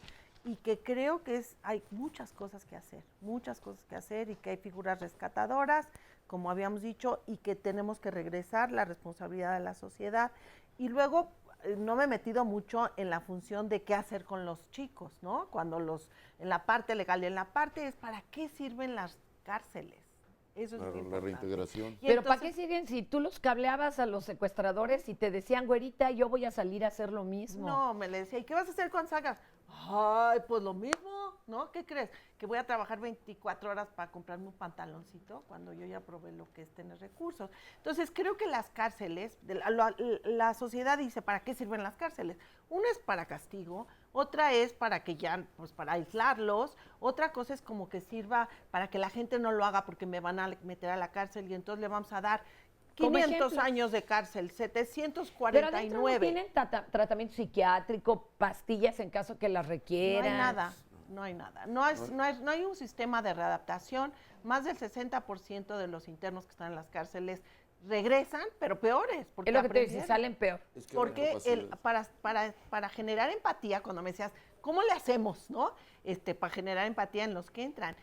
Ahí si tenías tantita, mejor te la quitas toda, porque es la única forma de sobrevivir, siendo tú más violento que los demás. Entonces, esta que estamos clamando la sociedad para castigo y que sí, que los detengan, no sirve de nada. Se van a salir y van a regresar y pues nos van a hacer más daño. A ver, perdón, Samuel, que estaba Es que- diciendo, no alcanza el recurso. No, además no alcanza el recurso y realmente, ya sea adolescentes o ya sea adultos, ya sea reintegración o reinserción social, no la hay. No hay programas adecuados ni capacidad estatal para llevar a cabo sus programas. Hay una sobrepoblación, corrupción, vicios en los penales y en los centros de internación para los adolescentes que no permiten programas adecuados para lograr esa reinsertar a los jóvenes o a los adultos a la sociedad como ella quisiera. No hay una prevención adecuada, no hay una asimilación. Dice un maestro alemán, Roxin, que hay ciertas personas que no asimilan los tratamientos, que por su propia condición, por su modus vivendi, siempre van a seguir haciendo lo mismo. Entonces no se han generado también programas adecuados para ese tipo de gente, distinto a los demás, para lograr reinsertarlos a la sociedad como debiera hacerlo. No les interesa realmente. Perdón, Antonio, un segundito, Sí, adelante. Mónica. Sí, no, aquí nada más también, además de que las cárceles, digamos, no reinsertan, tenemos también un problema muy importante de impunidad, porque la posibilidad, ¿no?, que tiene, y lo vemos todos los días absolutamente, lo vemos también con las autoridades, con los políticos, ¿no?, a nivel social, la posibilidad de que una persona sea detenida, digamos, efectivamente por un delito, es una posibilidad, pues, en ciertas ocasiones remotas. Pero además también se ha demostrado esto, y en todos los países del mundo, que el endurecimiento de las penas no inhibe la comisión de delitos. Podemos poner penas de 200 años, incluso la pena de muerte no inhibe la comisión de delitos. Y los sistemas de justicia más punitivos con los adolescentes son los más violentos. La prueba más clara es Estados Unidos. Estados Unidos puede juzgar a adolescentes como adultos, Sí. aplica la pena de muertes y es una de las sociedades en donde los niños, y lo hemos visto en los medios de comunicación, cometen conductas atroces, en realidad crímenes muy complicados, ¿no? Masivos Entonces, incluso. claro, entonces también esto tiene que ver con el mensaje que estamos enviando, aunado a otro elemento que yo quisiera poner en la mesa, de un sistema económico que vende la idea de éxito equivalente a consumo, ¿no? Entonces, por un lado, hay un constante constantes mensajes en los medios de comunicación de que lo que hay que hacer es poder consumir, tener un buen nivel de vida, etcétera, y tenemos un medio social y político que no permite precisamente llegar a estas expectativas que se venden en los medios de comunicación. Entonces los chicos muchas veces que están en los centros de internamiento, que aquí quiero nada más decir, el sistema tutelar de menores infractores del cual se hablaba el entrevistado, ya no existe, ese fue terminado en 2005 y es importante. Ahora son adolescentes en conflicto con la ley penal, entonces no podemos hablar de menores infractores, es importante decirlo. O sea, ya no se puede llamar menores No, infractores. ya no son menores ¿Y ahora infractores. cuál es el nombre Son políticamente correcto? Adolescentes en conflicto con la ley penal, puede ser. Entonces, y Ándale. es muy importante porque precisamente tiene toda una connotación de estigma, de etiquetamiento, el tema de menores infractores, una cuestión muy técnica. Oye, pero que habrá fue quien se superada. enoje. Yo siempre he vivido en conflicto con la ley, man. O sea, toda la de tránsito, la Con de... todas Van a las decir, leyes, pero ¿no? hay de niveles a niveles, ¿no? Sí, y O sea, uno se encuentra también con los chicos en estos centros de internamiento que te dicen, ¿no? Prefiero vivir 5 años, ¿no? A todo dar como sicario, ¿no? Con una actividad que me permite un altísimo nivel de consumo, que vivir toda una vida, ¿no? Como bien De decía la rodillas, doctora, ¿no? sí, ¿no?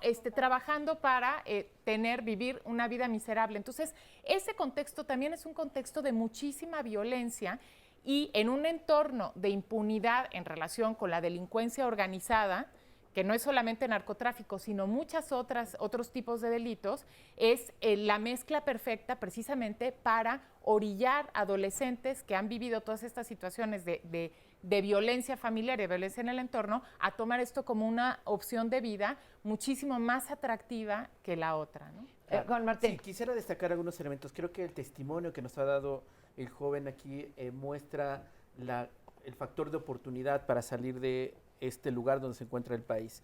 Y estoy hablando de personalidades resilientes, es decir, que empiezan a reelaborar la experiencia negativa en un sentido como el testimonio lo ha dado positivo, también comunidades resilientes. O sea, lo que tenemos ahora es que frente a todo este baño de sangre, no ha sido mayor, no ha sido más grotesco, porque las comunidades han logrado responder de manera oportuna, en muchos lugares incluso hiperviolentos, y obviamente el rol del Estado ha sido nefasto y terrible por todo esto que ya has explicado, y creo que sí es muy importante sumarnos todos al clamor de justicia, pero entender que la justicia no es castigando, como está señalando, a los agresores o a los violentos, sino entender que la justicia restaurativa implica a todos, a las víctimas, a los que fueron violentados para cometer estas conductas, y también, por supuesto, a los responsables en las omisiones, me refiero al Estado. Entonces, creo que tenemos ahí un camino muy importante. La Comisión Interamericana de Derechos Humanos ha realizado estudios y da cuenta de esto que han ratificado. El 80% de los chicos que son privados de libertad en la adolescencia, por esa etapa tan importante en la vida, reinciden. Hay medidas socioeducativas, por ejemplo, hay cosas como tu sanción, entre comillas, implica que termines la secundaria, o implica que no te muevas de cierta zona, o que este tipo de cosas que a veces parecieran un poco como innecesarias o no castigo, absurdas, ¿no? Sí. Pero ayudan a tener 3 elementos claves: redes sociales nuevas, personas vitales, esta señora que le invita al cafecito, y que la viejita que va a la iglesia y que le ayuda en la bolsa y que le da un consejo, pero también nuevos espacios de participación. El gran problema que estamos enfrentando, y de alguna manera está explicado en estudios, por lo que muchos chicos entran a grupos criminales o pandillas, es por reconocimiento social. Son invisibles, nadie les hace caso, y entonces ya ahora me tienen miedo, cuando menos, ¿no? Hay un estudio interesante que hicieron en 7 países donde hay violencia armada muy importante, y no es el dinero el principal motivo porque los chavos participan. Es reconocimiento, es poder, y es esto que planteaba Mónica de manera muy importante, el ascenso social. Tomaría una frase de Ricardo Rafael, que plantea que el elevador en nuestro país de la movilidad social está descompuesto. Entonces, donde naciste, ahí te quedas. Como casta, ¿no? Así, entonces yo creo que tenemos que hacer una ruptura social en muchos ámbitos, y creo que nos toca a la ciudadanía comenzar a hacerlo. Del Estado no va a venir, lamentablemente, y tenemos, y lo estamos haciendo ya muchos, en varias pistas. Sí, Ahora sí, perdona. No, Antonio. adelante. Adelante, que no habían es- hablado es casi bien nuestros interesante. compañeros. Nuestro estudio refiere, un poco a diferencia de lo que usted refiere en estos otros estudios que sí revisamos, que los niños entran de pronto al ámbito delincuencial porque no tienen de otra. O sea, lamentablemente este sistema, y coincido con los demás panelistas, es un sistema que aborta a los niños socialmente de manera brutal. No les da oportunidades absolutamente de nada. Esa es una. Una de las cuestiones que se planteó en la investigación, muy importante para nosotros en concreto, era cómo restaurar o ayudar a construir la función simbólica de la ley en los niños. Porque A precisamente ver, sí, si porque algo... como que a todos se nos está desvaneciendo, no solo a los niños. Claro, pero en el caso de todo mundo los... se la salta a la torera. La ¿Cómo bronca es que en los adultos, Fer, ya no se puede... Bueno, desde nuestra perspectiva nos costaría mucho trabajo estar construyéndola. Pero en el ellos caso sí de pueden. los niños de preescolar y hasta 4º, 5º de primaria, sí podemos auxiliar en que tengan una representación distinta de la ley. Mira. Si tienen una representación distinta de la ley, ese niño por supuesto que puede entrar a un ambiente para nada hostil. Por dar un ejemplo muy soso, nos decía una docente: oiga, doctor, ¿qué hacemos? Tenemos que este niño todo el tiempo se porta mal, bla, bla, bla, bla, bla, bla, bla. ¿Qué es lo que hacen en las escuelas? Mandarlo con el director, que se vaya a dar 50 vueltas a la cancha de básquetbol, etcétera. Nosotros le dijimos: denle la bandera. ¿Qué? Pero si la bandera la llevan los niños güeritos, altitos y de ojos verdes y que llevan puro 10. No, désela a ese niño. Y le dijeron: próxima semana tú vas a ser el abanderado de la escolta. Ese niño por primera vez en su vida tuvo una representación distinta de aquello que tiene que ver con la autoridad. Y eso sirvió para que ese niño se colocara también en un lugar distinto. El testimonio que nos acaban de narrar, que es maravilloso, da cuenta de algo que nosotros hacemos mucho en los ejercicios: sublimar. Esto brutal, como la catafixia de Chabelo, lo cambiamos a algo que tenga que ver con cosas de ayudar y apoyo. Es como aquel cirujano con instintos asesinos que de pronto se hizo un gran cirujano. ¿Sí dan cuenta? Claro. Entonces, sublimar... A él le faltó ayuda, ahora la otorga. Claro, es una manera de Qué bonito, catafixiar lo qué brutal bonito. con lo bonito. Oye, ¿y Entonces, tienes una dirección precisamente para quien quiere saber sí, acerca de de estos la ejercicios? investigación, con todo gusto. Es www.joseantoniolara.blogspot.com. Pero si le ponen también, doctor Lara, cómo trabajar con niños agresivos Aparece. de preescolar y primaria, van a aparecer por lo menos los resúmenes de las conferencias que hemos dado en los congresos de salud mental y de educación, tanto en México como en el extranjero. Muchas llamadas, Oscar. Muchas llamadas, Y déjame también compartirte. redes. Este es un anónimo que dice, desgraciadamente seamos realistas, pero ya no tenemos valores. Y ahora con la tecnología ya están limitados. Tecnología en casa, ahora en la escuela, con la entrega de tabletas, hay más agresión. Y otra, hoy en día mi mamá, mi papá trabajan normalmente. Hay quien tiene y puede pagar guardería y quien no está a cargo de los abuelos. La responsabilidad la llevan los abuelos muchas veces y el dinero fácil en la escuela. Los compañeros de mis hijas en el recreo con una navaja marcaron a la niña en el ombligo, le marcaron con la navaja caliente con encendedores. Un gato ¿De qué edad? Dice. de tercero primaria, es decir, pues No, más de 2. 8 o 9 años, ¿no? 10 cuando mucho. Un gato le dijeron que no hablara. Los papás de los chicos de tercero, los 3 se molestaron y sus niños son santos. La niña también es de tercero. Entonces, pero cuando los papás además no aceptan que mi hijo haya hecho tal o cual cosa, ¿no? Eso no puede ser. Yo estoy de acuerdo en que tú debes creer en tu hijo primero, pero pues depende qué relación también haya. Otro comentario nos dice Mariana Olvera, me da pena aceptarlo, pero la verdad es que yo veo programas donde son novelas o tipo de estas dramatizaciones donde hay violencia hacia las mujeres principalmente. Eso sí, dice, acompaño a mis hijas o hijos, porque dice, lamento y me apena mucho que tienen 12 y 8 años, pero siempre les voy diciendo, por favor no permitan este esquema en sus casas, aquí hacemos la diferencia de tal o cual cosa. Xochitl Rivera dice, está circulando un video en internet de baile de 15 años donde los chambelanes van vestidos de sicarios, ¿no? Y además simulan traer armas, metralletas, cuernos de chivo Bueno, ¿qué y tal el concurso de baile en Guadalajara? Las Pasamontañas. niñas que se vistieron de nazis. Y en torno a... No creo que tengan ni la más remota idea de lo que eso representa. Al niño este que... Regresamos, perdón, Ok, Antonio, y al regresamos caso del niño que- contigo con esa acotación. Creo que no hay background para esto, ¿eh? Bueno, ahorita regresamos. Me llamó la atención el Oye, niño Fer, que corta. porque- Luego te quiero...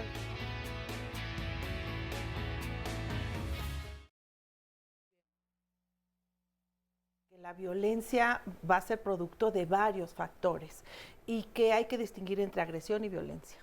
La agresión, todos tenemos un sistema biológico para defendernos. La violencia se aprende. La violencia es un problema social. Hay factores familiares, hay factores de la escuela, hay factores de los medios y tenemos que hacer algo en la sociedad porque creo que el gobierno no lo va a hacer, no le interesa. Estamos hablando de vulneración de derechos, es la debilidad institucional del Estado mexicano para garantizar derechos humanos de las niñas y los niños. Tiene que haber una institución que pueda dar contención a niños con problemas de agresión. Pero no hacemos un estudio adecuado sobre la sociedad y generamos un sistema de justicia. Ya hay un estándar y un sistema de justicia para adolescentes que hasta cierto punto por la federación ha sido totalmente abandonado. Hemos tenido los últimos 8 o 9 años un nivel de violencia impresionante. Esta violencia extrema se ha venido naturalizando, se ha venido colocando en nuestra vida cotidiana con la ausencia del Estado. El Estado mexicano no invierte, no voltea a mirar y sobre todo guarda silencio. Que hay factores de orden evidentemente social, que hay cuestiones de orden cultural, antropológico, hay cuestiones de orden histórico que se están jugando en esta construcción brutal de la violencia, que hay un grave problema con las políticas de prevención de la violencia, que únicamente están atendiendo a la parte consciente del problema. Vienen de padres bastante sádicos y de familias muy mutiladas por un sistema.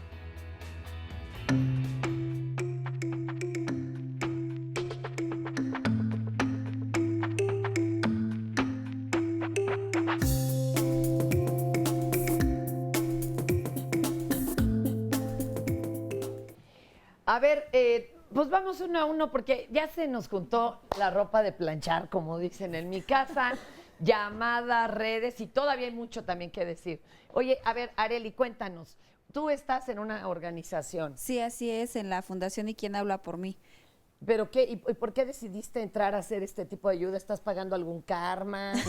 ¿Te nació? ¿Estudiaste justo para eso? Pues no, fíjate, creo que viendo precisamente la situación que sufre la infancia en este país, creo que nosotros y nosotras las jóvenes, si ya tenemos un país y una sociedad tan jodida, lo mínimo que podemos hacer es mejorar para las futuras generaciones. Oye, a ti te ¿no? ha tocado estar en momentos muy cercano a uno de los chicos, ¿no? De Chihuahua, por ejemplo. Sí, en efecto. ¿Cómo es él? ¿Cómo era su familia?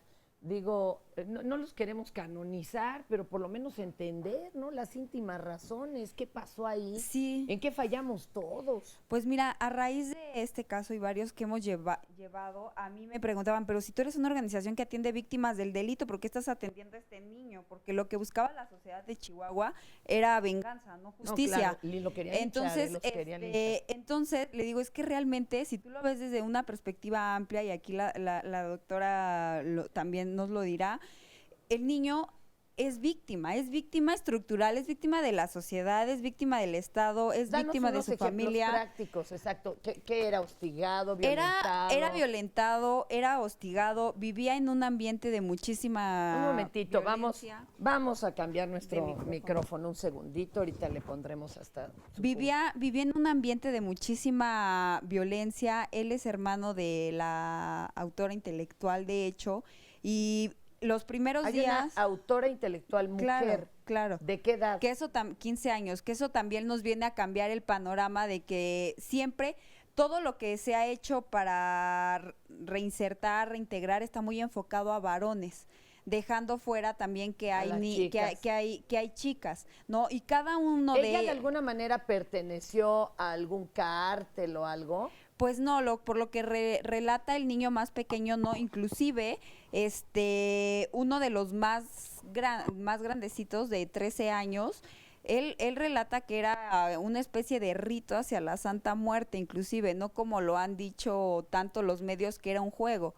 que realmente el problema es eso, que hay una visión tan adultocentrista en México, que creen que todo lo que tiene que ver con niños es un juego. Y para ellos era un asunto muy importante, muy sagrado. Sí, aparte para ellos es algo que lo veían muy natural, está muy naturalizada la violencia. ¿Ha sido víctima de mucha violencia? ¿Estaba inmiscuida en qué? Sí, claro, todos víctimas de diferentes violencias, abusos sexuales, golpes, se enfrentaban a ver cosas muy violentas. Están entre estas calles, por ejemplo, la zona donde ellos están, son esas zonas perdidas que no están en ningún programa de gobierno a ningún nivel, no les que porque al lado está una zona residencial y no lo tienen en el polígono de no sé qué violencia, y pues nadie les atiende. Entonces, sí se enfrentaban, inclusive una de ellas, por lo que nos relata otro chico, era muy discriminada porque nació con esta condición de intersexualidad. Entonces, cada uno trae un panorama muy distinto, que realmente las autoridades necesitan allegarse de especialistas para poder reintegrarlos. Realmente, yo veo que no, o sea, porque lo que nos dijo... Pero no están en el DIF, como dicen, que ahí los guardaron, entre comillas. Los guardaron, entre comillas, realmente decían en el DIF que ya no tenían remedio, ¿no? O sea, que ellos ya no tenían remedio. Nada. Ajá, como si bueno, hubieran... más bien hay que ser humilde y decir, yo ya no puedo hacer como nada si por hubieran, él, pero... exacto, como si hubieran nacido con el gen del mal. Y otro problema es que no se dejan ayudar, tienen mucho miedo de dejarse ayudar de asociaciones civiles, que porque les vayas a sacar una mala nota o les vayas a salir a decir a los medios algo. Entonces lo que están haciendo es segmentar la atención de los niños entre distintas asociaciones civiles, pero todo aislado. No nos han dejado ni siquiera juntarnos entre las asociaciones civiles para poder conocernos y ayudar de una forma más integral. ¿Cuál es tu pronóstico si no se pueden acercar total y absolutamente de forma multidisciplinaria a estos chicos? Pues toda esta zona. Yo creo que al que menos peor le va a ir es al pequeño, porque está fuera del tutelar. Pero yo no veo esperanza que realmente a cada uno de estos chicos pues nos permitan realizarles un plan de intervención y reintegración. No dejan ni ayuda. Exacto. Entonces ese es un grave problema al que se enfrentan, ¿no? Y porque toda esta circunstancia de violencia crea victimarios, pero también crea víctimas. Entonces sí se tiene que ver desde una perspectiva muchísimo más general, y estoy totalmente de acuerdo. Me pareció maravillosa la intervención del doctor, porque algo que México ha dejado de fuera son dos cosas: la atención de primera mano, de primera infancia, muy cacareada la ley general y el reglamento de derechos niños, niñas y adolescentes. Se construyó detrás de un escritorio. Realmente quienes asesoraron, quienes estuvieron de ahí con Ni muy idea. buenas intenciones, pero no conocen lo que realmente está pasando en las calles. Pero el camino al y infierno la está salud empedrado mental de buenas y la salud intenciones, ¿eh? mental también, que es algo que se ha dejado totalmente de lado en este país, ¿no? Híjole, yo ya, pues ya voy por mi ansiolítico. En lo que allá se asientan cosas. Doctor y Dos cosas. Oscar, llamadas, porque, a ver, asentemos, adelante, Rápidamente, adelante. ¿qué encontramos detrás de los niños agresivos? Porque esto es bien interesante, como bien lo decía la compañera, ¿no? Encontramos que los niños que agreden, cortan, destrozan, quieren clavarle las tijeras al otro y lo hacen, bueno, son niños que a su vez se perciben como cortados y descuartizados. Esto es bien interesante. Es decir, detrás de un niño agresivo hay toda una estructura que hay que empezar a entrever.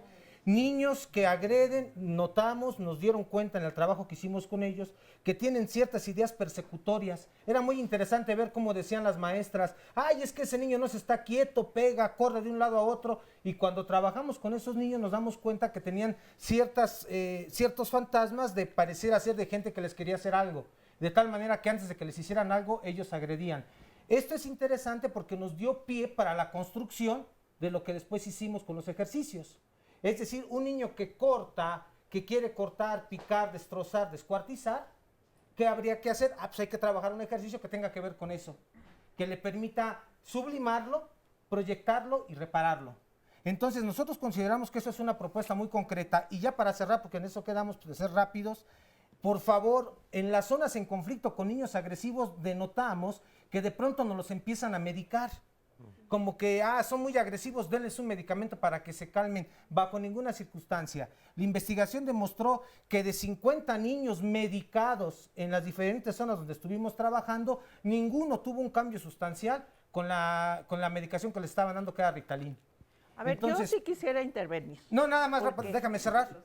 Nada más, lo único que, No. sin entrar a la discusión... Ahorita retomamos sin la entrar- medicación. Sí, lo retomamos, pero sin entrar a la discusión de si esto compete a una cosa de orden biológico o es una situación construcción que tiene que ver con lo psicológico, Pues aquí hemos visto social. que lleva varias. Claro. Pero fíjate que yo creo que también aquí Antonio está refiriendo a que ya hasta las maestras medican. Claro. Y eso sí es otra cosa, a que tuvieran un tratamiento multidisciplinario como es el que proponen y que sí se les haga un escaneo y que sí se les haga un buen diagnóstico, porque habrá algunos que sí requieran ciertos medicamentos que no son Mira, los que y no dan necesariamente por Ritalin. default, ¿no? La agresión puede ser explosiva y hay estas reacciones Bueno, en puede donde ser los hasta centros que un producen foco emociones. un foco Exacto, irritativo ¿no? en zona de agresión y es una epilepsia. Epilepsia del lóbulo temporal. Exacto, Y hay o sea- otras, el asesino del Metro Valderas, pues sonaba una epilepsia del lóbulo temporal.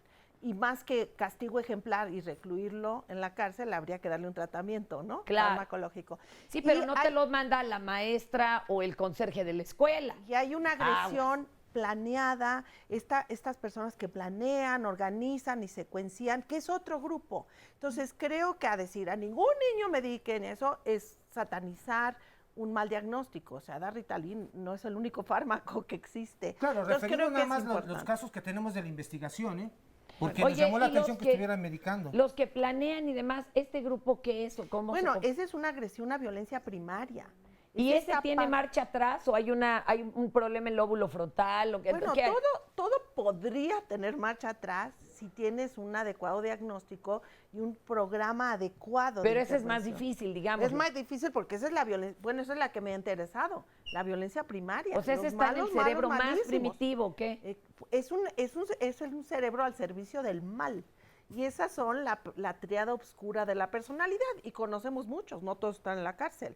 Son narcisistas, son maquiavélicos y son psicópatas. Y eso Calla, existe. calla, qué ¿Cuántos miedo. conoces? A lo mejor estás casado con uno. Muchos a la tienen mejor, poder. Y esos florecen en los sistemas de poder, ¿no? A ver, llamadas, también tengo otro testimonio. Espérame, Gaby, yo sé que necesitamos hablar de políticas públicas, Juan Martín. Espérame tantito, vas. Un anónimo dice, no estoy de acuerdo en que no se castiga a los niños de 12 años o más. Ya saben que está bien y que está mal, y como ellos saben que no se les puede hacer nada, por eso son delincuentes, asesinos o violadores. Los padres no quieren que se les castigue a sus hijos, pero tampoco los educan para no ser delincuentes, asesinos. A ver, rápido, Ok, aterrizarlos. hay algo que no hemos acotado. Aquí, desde la reforma de 2005, hay edades penales, por llamarlo de alguna forma, ¿no? Los 18 años es la edad penal para los adultos y divide con los adolescentes. Hay los niños hasta los menos de los 12 años, los adolescentes que los podemos clasificar en dos, que son de 12 a 18 años, y dentro de ellos de 14 hasta 18 años, que son los que pueden estar en internación, pero de 12 a 18 años son sujetos del sistema de justicia para adolescentes. No es que queden impunes, están sujetos a medidas de tratamiento. Claro, si son de 14 a 18, es lo que pasó en Chihuahua, eran 5, 2 son de 15, sujetos de internación.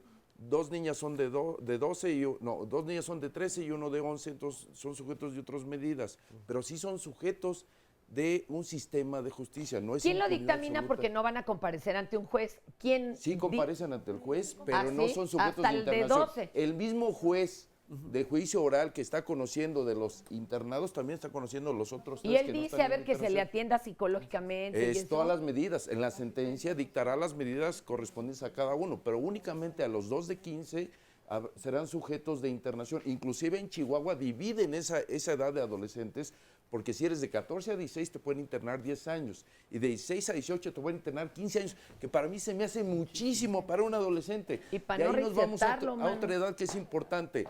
Hay lo que se llama adultos jóvenes. ¿Qué es un adulto joven? El adulto joven es, en caso de que estos niños que tienen 15 se les impongan 10 años, porque está aterrorizada la sociedad de Chihuahua, durarán hasta los 25 años más o menos en internación. Quiere decir que de los 18 a los 25 van a ser adultos. Se les llama adultos jóvenes para diferenciarlos de los otros adultos que están en recursorios preventivos y penitenciarías. Entonces tenemos niños, adolescentes, de los adolescentes las clasificaciones que ya señalé, y de los adultos jóvenes y adultos en general, que son sujetos de justicia normal. A ver, tengo acá otro testimonio. Amigo, cuéntanos, tú, bueno, es todavía un menor, aquí el compañero. Platícanos tu historia. Mi nombre es Felipe, pues yo llegué a los 8 años aquí en México, soy de Oaxaca. ¿Venías con tu familia, tú solito te aventaste a llegar? Vine con uno de mis tíos y pues... Pégate bien tu micrófono, amigo. Sí, está bien. Se me hizo fácil juntarme con unos chavos que no me debería de juntar. Pues, ¿Por qué te juntaste con ellos? ¿Porque no te sentías aceptado en ningún otro grupo? Cuando imagínense, llegan de Oaxaca con el tío muy chiquito a una ciudad totalmente desconocida. pues me gustó juntarme con ellos porque pues yo lo veía así, como si fueran mis amigos, así me jalaban, no sé, me gustaba así como, me gustaba traer lo que ellos traían, me gustaba así como... Se veían poderosos. Se veían poderosos. ¿Y qué te ponían a hacer a los 8 años, verdad? Porque a esa edad pues, no te mandan ni por los refrescos, o sea, ¿qué empezaste haciendo? Pues, ¿qué empecé haciendo? Pues, me empecé a... Pues, abusaban de mí, me mandaban por sus mandados, unos ya chavos grandes me decían, no, pues, veme a traer esto. Y ya conforme ya viví con ¿Fuiste creciendo? Viví con uno de ellos y ya veía muchas cosas, ¿no? Cómo ellos robaban, cómo ellos le pegaban a la gente. Y entonces fue lo que yo dije. ¿Aprendiste? Aprendí. ¿Y alguna vez te integraron a este tipo de actividades ya descaradamente? No. O sea, ¿tú nunca entraste con ellos al asunto criminal prácticamente? No, pues sí entré porque me gustaban mucho los que ellos hacían, ¿no? Así como ellos le pegaban a la gente, cómo robaban y cómo maltrataban a la gente. Entonces, pues yo quería ser como ellos o encajarme, ¿no? Hacer más que los demás, ¿no? De hecho, yo tenía amigos así de mi estatura, ¿no? De mi edad, pero yo nunca les hacía caso. Me decía, vamos a jugar fútbol a la esquina, en las calles. Yo nunca les hice caso, entonces yo preferí más ir con los chavos más grandes que yo y ser más bajado. ¿Hubo algún acto que tú dijeras, de este sí me arrepiento, o ahí fue lo que te marcó detenerte? Pues en ese momento yo no pensaba así, yo sentía que yo era feliz estar ahí con ellos, ¿no? Para mí no pensaba en nadie. Yo los consideraba como si fuera mi familia ellos. ¿Y te detuvieron? ¿Cómo fue que frenaste esa carrera y estás ahora aquí con nosotros? ¿Y cómo fue? Pues fue que yo empecé a robar, empecé a hacer lo mismo que ellos. ¿Y te detuvieron? Me detuvieron. Un segundito y ahorita platicamos. Regresamos.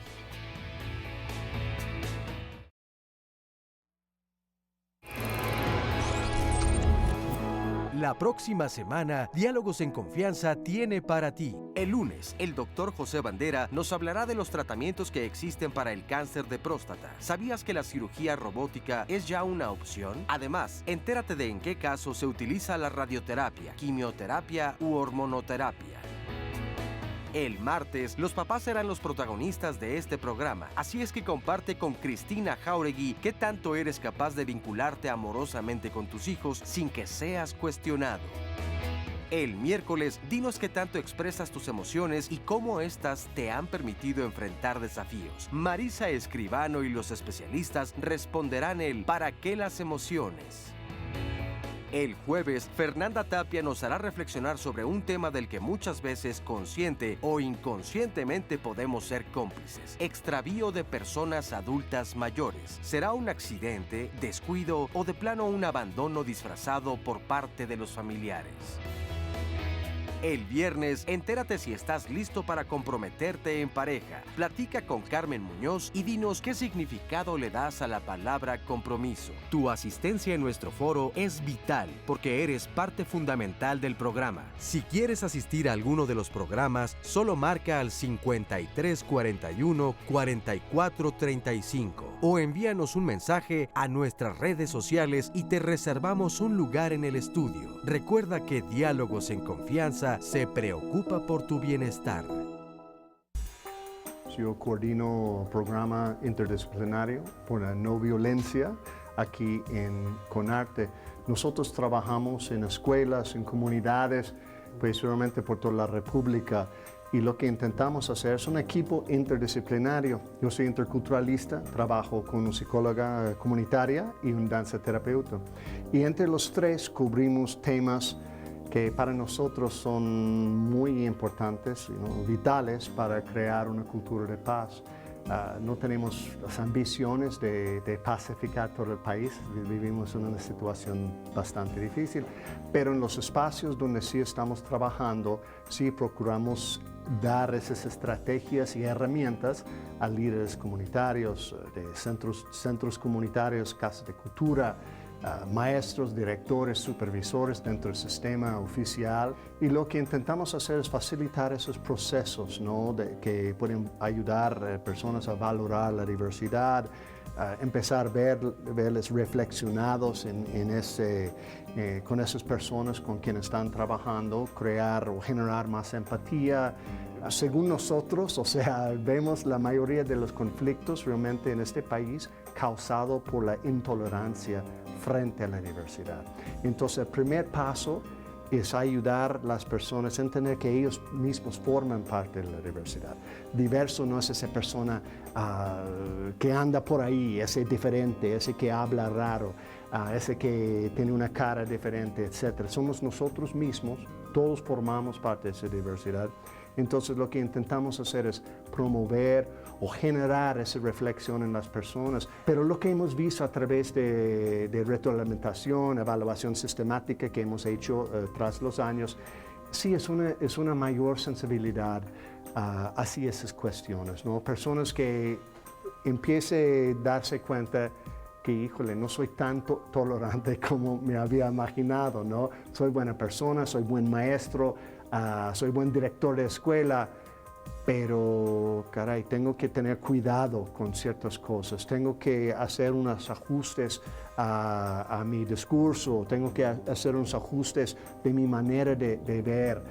Lo que estamos buscando realmente es apertura en la gente. Hemos trabajado con ya más de 2,000 maestros y maestras en toda la República y son excelentes personas y excelentes maestros y maestras. Pero lo que necesitan realmente es esa parte donde pueden recordar cuál es su vocación y esa parte de disfrutar estar con los niños, esa pasión, esa vocación y ese amor. Básicamente lo que queremos hacer es devolver el amor, las aulas, a los centros comunitarios, lo lúdico, el juego, o sea, convivir con personas de otra manera. Pues bueno, desde todas las trincheras se puede tratar de hacer la diferencia. Cerramos acá el caso con nuestro compañero. Pégate bien tu micrófono. Nos dices, te detuvieron. Cuando te llevan a ti detenido, ¿sentiste miedo? ¿No significó nada? ¿Qué pasó? Pues me dio muchísimo miedo porque pues era la primera vez. Pues yo no sabía ni en cómo estaba el caso, ¿no? ¿Hubo una segunda y tercera vez? Sí, fue ingresado 3 veces a la comunidad. ¿Y cuándo es cuando ves que hay otra luz, otro camino, que hay otra forma de vivir? Pues cuando entré, pues a mí me daba igual, ¿no? La primera me daba igual como si voy a salir a lo mismo, ¿no? Porque pues yo no tenía una oportunidad de nadie, ¿no? Si lo tuve, pues nunca lo aproveché. Tuve mucha gente que me apoyaba y me decía que no hiciera eso, ¿no? Pero pues yo nunca les hice caso, ¿no? Preferí lo que no era, pues yo les hacía caso, ¿no? Mis amigos. Entonces la segunda yo salí, la segunda y volví, ¿no? Volví a lo mismo, ¿no?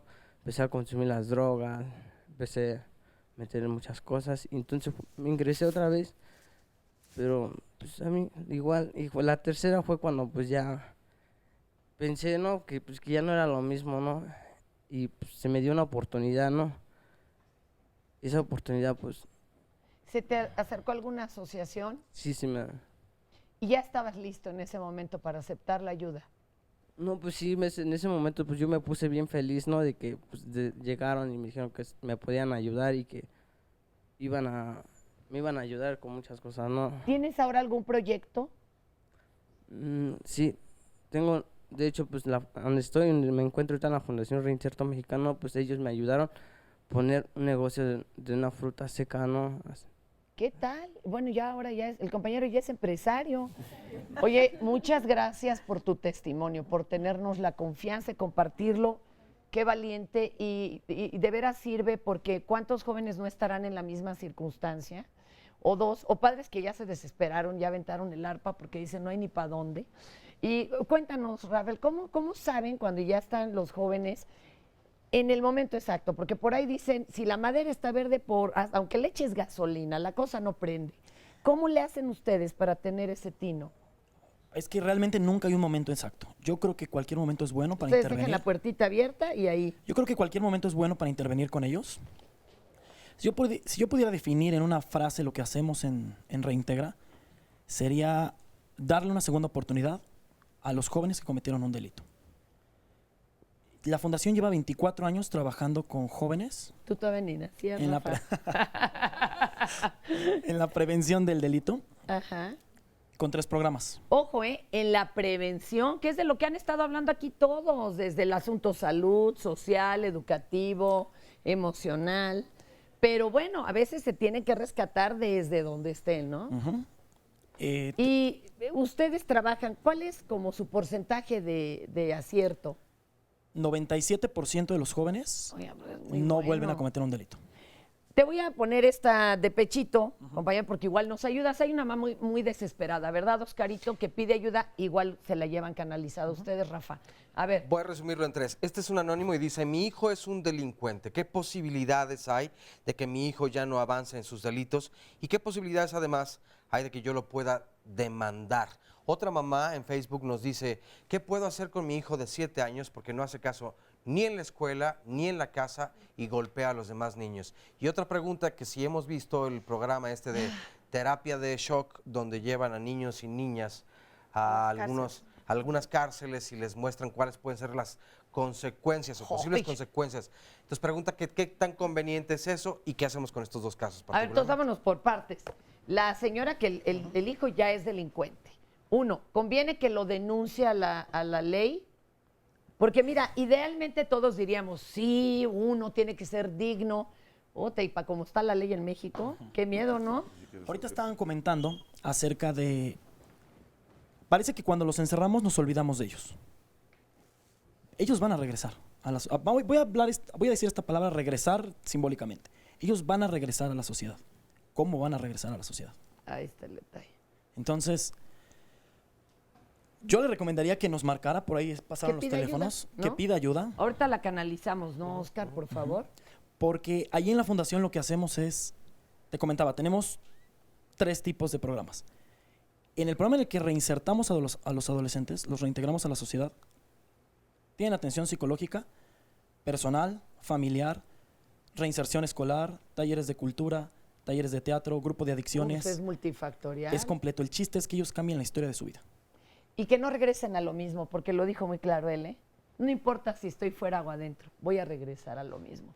La otra es el del niño de 7 el niño de años. 7 que golpean en el salón y además no A hacer ver, caso ni en la Juan escuela ni Martín, en casa. pues ¿a dónde Sí, lo claro. enviamos o qué? Bueno, por supuesto pueden comunicarse con la red, en los datos que están por ahí en pantalla. Hay Y muchas los vamos a organizaciones canalizar. que están haciendo procesos de resiliencia comunitaria que ayudan a recuperar el tejido social, llamado, digamos así, y que esencialmente se crean espacios de participación para que niños y niñas tengan un rol en su dinámica comunitaria. Creo que hay mucha evidencia que en la medida en que generamos estos espacios de participación van a darnos la oportunidad para que niños y niñas encuentren otra alternativa. Quisiera acotar, solamente para entender, invitar al público a que se pueda llevar con la idea que esto es muy complicado. Esto no son recetas rápidas, Ni no mágicas. es pastillas, no es encierro. Necesitamos entender que tenemos al menos 3 niveles. Las buenas acciones que están haciendo desde la academia, las ONGs y demás en el terreno, los grandes desafíos que tenemos en las instituciones, DIF y todo lo demás que tienen que ser reformuladas, y la parte estructural, me refiero a las leyes, el dinero público, cómo se invierte, y ahí tenemos que hacer clic. No va a ser desde una sola pista donde tenemos que generarlo. Tenemos un gran factor de oportunidad en el país, que es una nueva ley que va a sentar al presidente de la República cada 6 meses para ver estos temas de infancia. Eso no había sucedido antes y esperamos, si lo hacemos con sociedad civil y con la academia, vamos a tener en los próximos 4 o 5 años algunos cambios. Oye, Fegui, ¿cuándo sabemos que un niño necesita ayuda? Es decir, yo recuerdo con mucho cariño al doctor Campuzano, él decía, primero vamos a averiguar si le faltaron límites o si tenemos ya una situación fisiológica. ¿Cuáles son focos rojos? Y que hay que acercarnos a los especialistas correctos, no nada más a que le den una limpia, ¿no? Claro, Digo, yo con creo todo que respeto. hay datos biológicos, diríamos ahí, las conductas opositivo desafiantes muy tempranas. ¿Qué es muy temprano? O sea, desde los 3 años le dices, oye, no hagas esto, y lo hace a propósito, Ajá, enfrente de ti, aguas. retando a la autoridad. ¿El maltrato animal es real? Esto- Esa es una parte importante, ya lo hemos dicho, hay una triada que se ha visto, que es el control de esfínteres, generalmente se adquiere entre los 2 años, 6 meses, hay un control de esfínteres tardíos que habla que el lóbulo frontal no está controlando, no está ayudando, entonces lo controlan hasta los 7, 8 años. El abuso contra los animales refleja una falta de respeto por la vida, fascinación por el fuego, es falta de respeto por la propiedad, y son síntomas que son muy tempranos y que se pueden repetir. Además Piden de ayuda, pero a los lugares correctos, aquí los ayudamos, los canalizamos, vamos, para eso está nuestro centro de atención. Gaby, a ver, brevemente también, nuestra aportación para llevarnos esperanza. Claro que sí. Pues mira, yo creo que desde Sincera podríamos ampliar mucho la información, pero me voy a ir como a esta parte de qué hacer, ¿no? Creo que Ándele. eso es como importante. Ya tenemos la estructura de todo lo que nos está faltando, pero tenemos los casos, tenemos los casos que nos están leyendo. Yo te puedo decir que en Sincera Ser trabajamos mucho en este tema de prevención, pero trabajamos de forma integral a la familia. No puedes pensar en que vas a resolver el problema del niño y el adolescente sin el papá y sin la mamá involucrados, ¿no? A veces hay un papá, a veces solo hay mamá, a veces hay abuelos, pero definitivamente tienes que trabajar un conjunto. De nada te sirve, ¿no? Yo creo que lo primero en lo que nosotros nos hemos enfocado y que ha dado muy buenos resultados es en retomar el tema de los roles. Los padres de familia hoy en día, los jóvenes adultos, creemos que lo mejor o lo correcto es ser amigos de nuestros hijos. Nuestro rol es ser padre o madre. De nosotros aprenden. cuácharas. Amigos no. van a tener multitudes. Claro. Nosotros somos los que marcamos estas líneas de responsabilidad, respeto, límites. Y Pero también nada nos toca estar atentos. A que nada de esto funcionó, pues pedir Sí, ayuda, ¿no? pedir ayuda en el momento indicado y lo que tú decías, con la persona indicada. Es que ahí está. Nos vamos con la amiga. Es que mi vecina es psicóloga o está estudiando psicología. Por ética, ningún profesionista podemos atender a una persona que conocemos. A veces lo hacemos porque decimos no hay economía, no hay... Lo importante es buscar a la persona indicada, buscar el apoyo con profesionistas adecuados. Van allá, Antonio, llamadas que también tenemos. En las zonas en conflicto la situación es bastante grave, este país está cayendo a pedazos y creo que desde estos foros se hace un llamado a las autoridades para que se pongan a trabajar. Allí está nuestra investigación de cómo trabajar con niños agresivos y violentos. Es una propuesta muy concreta que se ha estado piloteando en zonas en conflicto con niños agresivos y que nos ha dado buenos resultados. Hacemos un llamado a las autoridades para que volteen, se acerquen a estos espacios. Ya sé que a veces está uno hablando en el vacío, pero por favor, ahí están nuestros trabajos de investigación, no nada más de un servidor, de todos los que estamos aquí participando. Así que esa es la propuesta concreta. Atendamos a este proyecto que se ha estado piloteando con niños agresivos y violentos en zonas en conflicto y que nos ha dado resultados. Atención, CEP, por favor. Por favor. Oigan al que ya le trabajó en campo. Adelante, Oscar, de volada. Otra llamada telefónica, nos dice Diego Camarillo, a los niños se les debe de inculcar valores y guiarlos en su comportamiento para que tengan bases sólidas y sean personas de provecho. A México le hace mucha falta tener niños y jóvenes comprometidos consigo mismos, con sus padres, familiares, maestros, con su comunidad y con toda la sociedad del país. Acá rápido, Mariana. Bueno, nosotros desde Reinserta trabajamos con jóvenes que han cometido delitos graves y les ofrecemos una red de apoyo para su proceso de reinserción una vez que están pues de nuevo probando su libertad y viviendo dentro de la sociedad. ¿Conviene sacarlos del entorno de donde emergieron o los preparan de tal forma que lo ven de otra forma, que lo ven de diferente manera? Nuestros jóvenes están en su entorno y en una casa de medio camino se les ofrecen talleres, atención psicológica y preparación académica para que ellos puedan replantear su vida de una forma distinta y buscar nuevas oportunidades desde otro lugar. Una casa de medio camino entran y salen, pero es importante porque pueden regresar a donde hay contención. Entonces no están abandonados nuevamente ahí, ¿verdad?, en esta selva. 10 segundos, por favor, Oscar, rápido, alguna que quieras comentar. ¿Alguna otra llamada? A ver, Napoleón Pérez dice, es un tema crucial e importante el que están tocando. De esa agresión que recibimos, generamos más agresión. Los padres reciben sueldos bajos y no hay empleo. Son agresiones por parte del gobierno. Por esto los niños reaccionan también agresivamente. Mónica, algo en 10 segundos, perdónenme, ya se nos... Hace falta una segunda parte que vamos a realizar.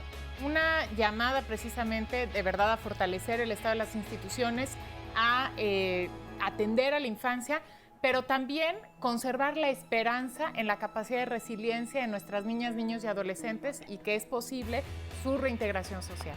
Pues muchísimas gracias. Perdón, se nos acabó el tiempo. Gracias por estos testimonios, esta ayuda y a ustedes por su compañía.